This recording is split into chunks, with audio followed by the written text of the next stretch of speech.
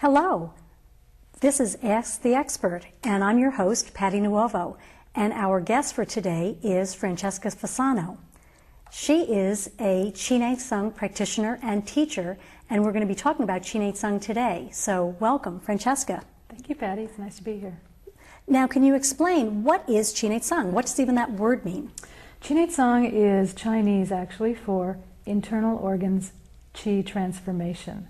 Qi is energy, and Nei Tsang actually means viscera. If you were to go to Chinatown, you would see Nei Tsang right above all of the tripe and intestines that are hanging in the meat markets. So literally, it's Chi Nei Tsang is internal organs Qi massage. Interesting. Now, where does this come from? Where does this type of healing modality come from? It's very, very old. It's Taoist in origin. It's millennia old. It's thought to be about 4,000 or 5,000 years old.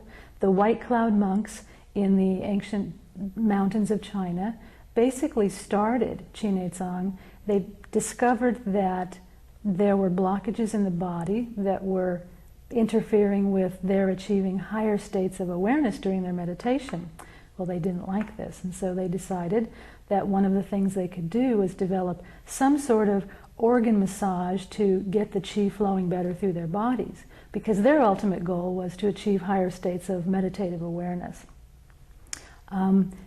Actually, it's not really that today in modern day society, but that's where the origins came from. How did it go? How did it get from China, from thousands of years ago, to here in the West? Well, a famous Qigong master named Master Mantak Chia, who actually has his Tao Garden healing center and spa based in Chiang Mai, Thailand, was the one who brought it and made it accessible to the West. He basically revised it.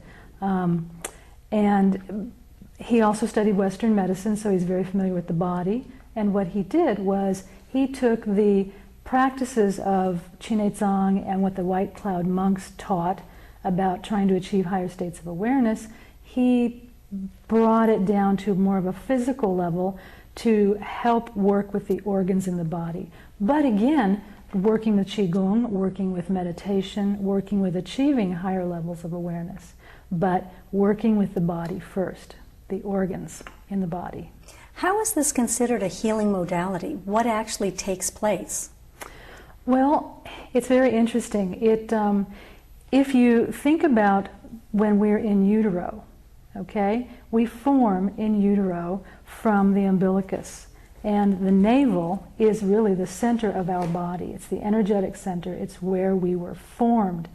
And so what happens is the body, the fetus actually takes in nutrients through the umbilicus from the mother. It also expels wastes. And so the body retains a cellular memory of that. And so what happens is, as we grow, we're now adults, we're no longer in utero, what happens is the body retains that memory, and so it continues to collect lymph and wastes and toxins in the center of the body.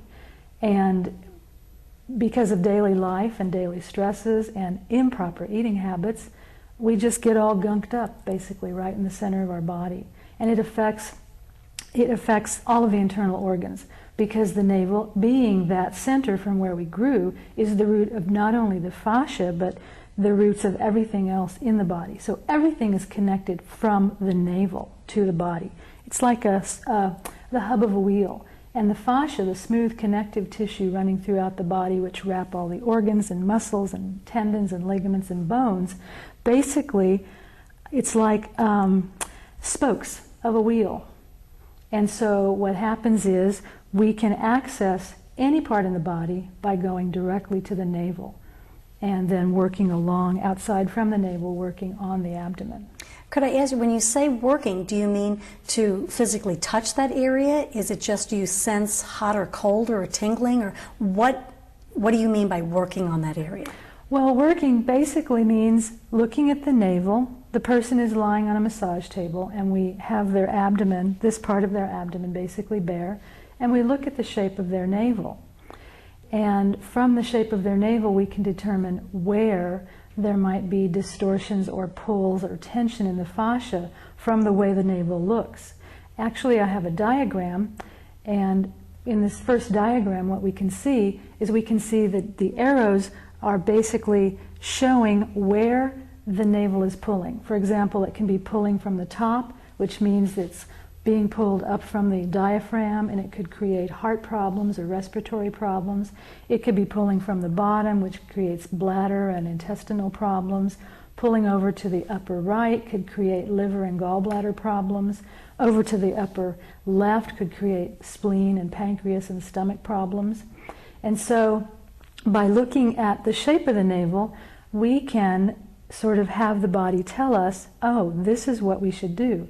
Then what we do is we very gently start massaging around the navel, and we start working the area with our hands, working the areas of the body that are showing the distortions. We're sensing the chi as well.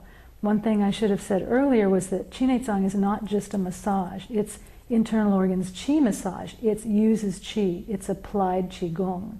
And by applied qigong, I mean that we as practitioners have to do a daily regimen of qigong exercises and meditations to cultivate our own qi, to raise our qi, and to make us better conduits or vessels to access the different qi, the cosmic, the universal, the earth qi.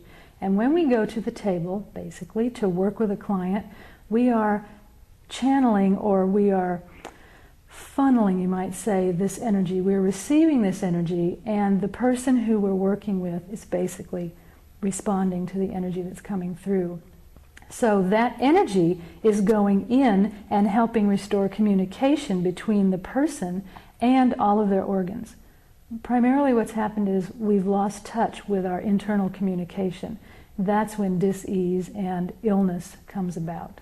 And you can see that based on the positioning of the navel. In other words, whether it's pulling or just how that... Now, once you have unblocked, is that the proper term? Would it be, or would it be moving the chi or moving the energy? Is that a better term? Both is fine, yeah. Will your navel change shape? Yes, I have seen navels change shape in mid-session. In fact, I have a second diagram which shows different types of navel pulls. For example, the navel could pull to the left or to the right or to the top or the bottom, and that would show that if it's pulling to the left, it's being affected, something going on in the descending colon of the left kidney. If it's pulling to the right, there's something in the right kidney or the other part of the colon.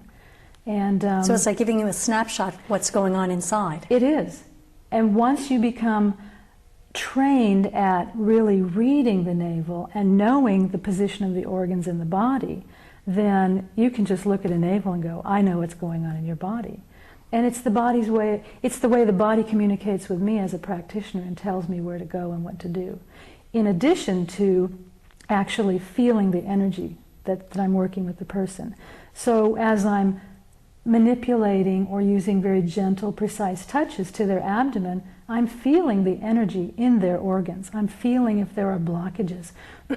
I'm feeling if there are knots or tangles or little grain-like, grains of sand or pea-like structures. It's very interesting. Some people have abdomens as knotty and grainy as, rope, and others are very, very smooth. And again, all it is, it's blocked chi in the fascia.